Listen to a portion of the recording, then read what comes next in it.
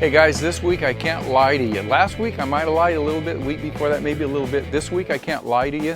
The fishing has been a little tough for a lot of anglers out there. It's been a little bit of a grind. So what we're going to do is we'll look at a few pictures, then I'll give you the report of what happened last week. We'll talk about next week, and I'll let you know how I made some changes that allowed me to pull a few rabbits out of my hat. So let's take a look at these pictures. We'll get into the report.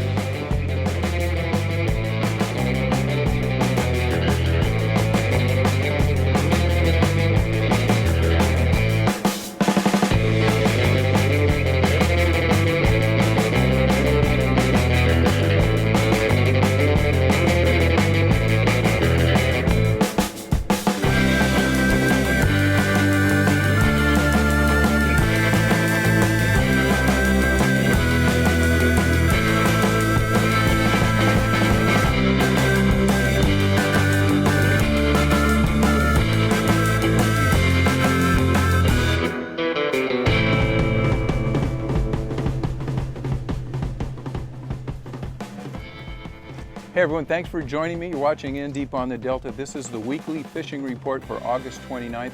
We'll start off with a little river news and then we'll get into the report. So September 14th out at Holland Riverside Marina, there's going to be a family day on the Delta. Fun for the whole family, a full day event. There will be a couple of tournaments, fishing tournaments out there, one bass tournament, two separate tournaments, one for bass and one for crappie and panfish. They're organizing a food truck, live entertainment. They're going to have some vendors out there. If you are a vendor and you're interested in maybe getting a booth out there, I'm going to give you a couple of numbers you can get a hold of. They're setting everything up right now. And you don't have to be a fishing guy. If it's outdoors related or maybe arts and crafts, give them a call, and might be a good fun time for you to go out and have a good time on the Delta.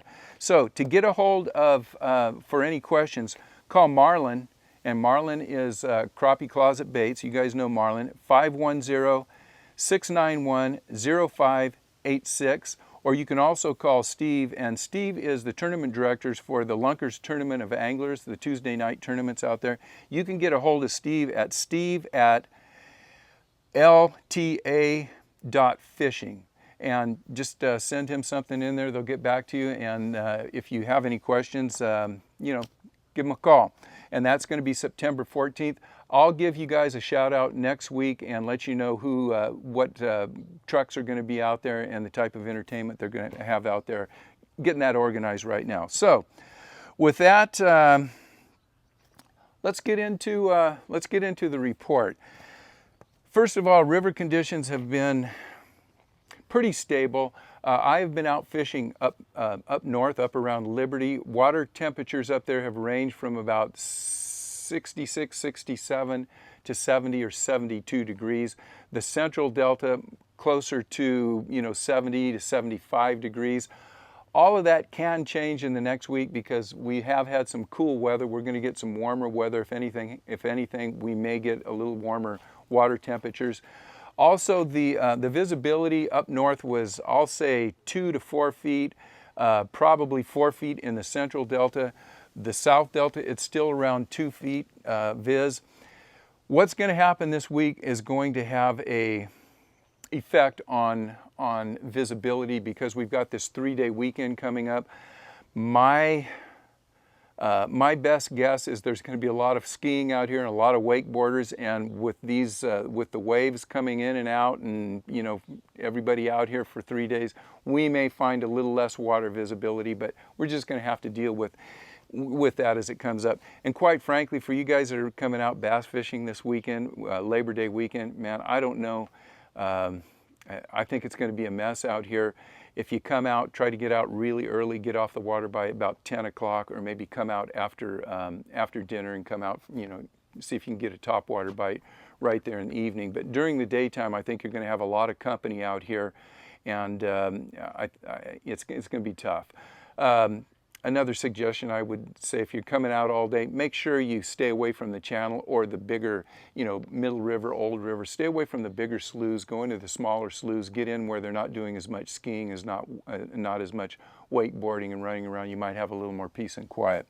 So with that, that's the conditions out here. Let me give you the story of the week. So Paul is a subscriber. He had his dad come down from Florida, and I'm going to get a picture of his dad up there, Doug. Doug came out there and caught his first fish in 30 years, a bass here on the Delta. Guess what? We got a new bass angler ready to subscribe to In Deep on the Delta. So Doug, I'm glad you traveled a long way. I'm glad you caught that fish, and happy to have you as one of our comrades in the bass fishing world. With that, striper bite is still on, but it's not as consistent as you would want it to be. Last week there was a lot of fish being caught down around Pittsburgh. They're still in the area. I've got some good reports from Liberty area. My buddy Fish King was out. His report was early morning bite was very good. He got some topwater fish, some nice fish up to about 28 inches. Nice keeper fish, 22 to 28 inches. Wood bomber was his #1 bait. He's just fishing the cuts in Liberty. I had some friends that were out there during the weekend, and there was a lot of boats out there, and they reported that they weren't getting a whole lot of fish. Everybody was picking up a fish or two, but it wasn't wide open. I know the guys here on the Central Delta are catching fish, but the stripers took, kind of a step backwards this week. And I will say, you guys let me know what you've been seeing. A lot of the fish that I have been seeing out here, the guys, the pictures that they're sending in, so on and so forth, the stripers look a little thin. So I'm hoping that these stripers that are coming in from the bay are going to be a little heavier and a little fuller bodied fish. But we'll keep you up on that. This next week's going to kind of be a tough week to get a good report on, because we have this 3-day weekend. Last week, as far as the largemouth go, it was tough for a lot of people, and I'll just start off by saying we had some terrible tides last week. They didn't coincide with morning or evening very well. They had low tidal coefficients, not much water movement at all, and they're not good tides. We're going to be getting some better tides this week, and I hope that's going to kick the largemouth bass into a little better bite. Let me go over a couple of the tournament results, and you kind of get an idea of what they were weighing in, what the winning weights were. First of all, the Delta Bass Club had their, I think they had their Tournament of Champions Saturday. They had 16 boats. First place was 13 pounds, 13.4. Congratulations to club president and fisherman Ron Van Arsdale. Ron won that. His co-angler won it with 10.9. And that was, I'm going to say Jorgen Miller. Congratulations to Mr. Miller and Mr. Van Arsdale. Tough weights for this time of year for the Delta Bass Club. The Bass Hole, they had their tournament on Sunday. They had 54 boats. Travis Williams and Miguel Vega, they won with 19.6. They were on the high roller side. Don and Drake Langdon won the AM side with 16.8. 20 pounds, 19.6, that's a respectable bag, but man, you would think some of these guys with the big sticks that are fishing the Bass Hole tournament would have busted 22, 23 pounds. It just didn't happen. Big fish was 7.9, just almost 8 pounds. That was the team of Alan and James. And I talked to Alan and James, and by the way, I'll have a report or a wrap up on the Bass Hole results. Hopefully I'll get that up next Tuesday. I interviewed a lot of people, and you'll see. We interview everybody. I got a interview with Travis and Miguel, the winners, and I also talked to a lot of guys that didn't do so well, and you'll see the disgust on their face, and we'll go over that in just a minute. But hey, big fish, 7.9 to Alan and James. Talk to them. They got one fish all day. It just happened to be an 8-pounder. I know they got big fish at the tournament, and they made some money on that, so that's the way it went for them that day. As I said, I talked to quite a few guys this week, and most of them are saying it's a grind. It is, no two ways about it. People just weren't going out there and catching a lot of big fish. In the tournament, the Bass Hole tournament, there were some nice fish come in, a lot of 5, 6, 7-pound fish that came in, but nobody could back it up with anything but a couple of 2-pounders. So that's if you go out, the potential for getting a big fish is still there, but most people that are going out there are really struggling to get even one big fish in their bag. Everybody is catching fish. There's a lot of undersized fish, a lot of 2 to 3 pound fish. Anything over 3 pounds is tough. Now, last week I told you that Rob from the Bass Hole, Rob and his buddy Chance, I didn't get a chance to congratulate Chance. Rob failed to mention he had a partner with him at that tournament, but congratulations once again to Rob and Chance. And I talked to Rob. Rob is getting his fish punching deep water. And that was two things that were really stood out last week. Number one, the bigger fish are coming out of deep water. If you were punching, and punching is coming into play right now more than it was a couple weeks ago, they're punching deeper water. Deeper water meaning 6 to 8, maybe even 10 feet deep. So the bigger fish seem to be holding in deeper water. The frogfish that are in shallow water, there's an occasional big fish being caught, but everybody's talking about fish coming up and hitting and just blowing up on their frogs. They're just not catching them. So think about that. If you're looking for big fish, fish a little deeper. You're going to get some frog blow-ups, but the hookup rate has not been good. That could be because in our last full moon, they must have spawned again. It's late spawn. They're still spawning. There's a lot of small fry in the river, and I've had correspondence with several folks that have caught nice fish, and they all said their tails were bloody red. So that's telling you there's still fish out there spawning. We may have some of these females that are just slapping at the bait and not eating it. Generally what that means, give them 10 days, 2 weeks, and those big fish that are coming up and slapping at those frogs may be coming up and just inhaling them. As far as top baits, chatterbaits come up all the time.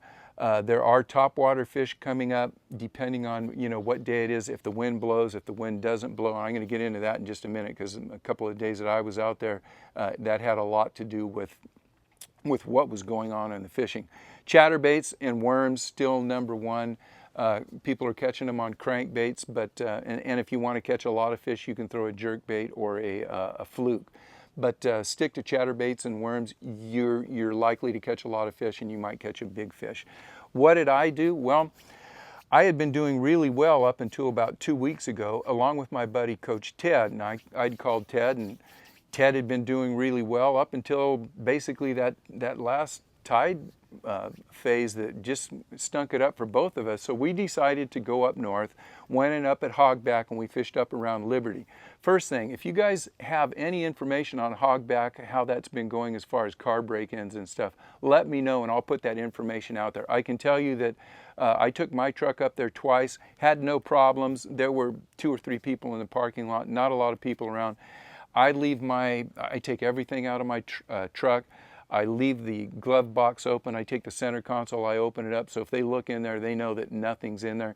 There was a couple of piles of glass. I don't know how recent those are, but if you guys have any information on Hogback, let me know and I'll get that out of there, because I know a lot of guys kind of like to go up there every now and then, but they're afraid to.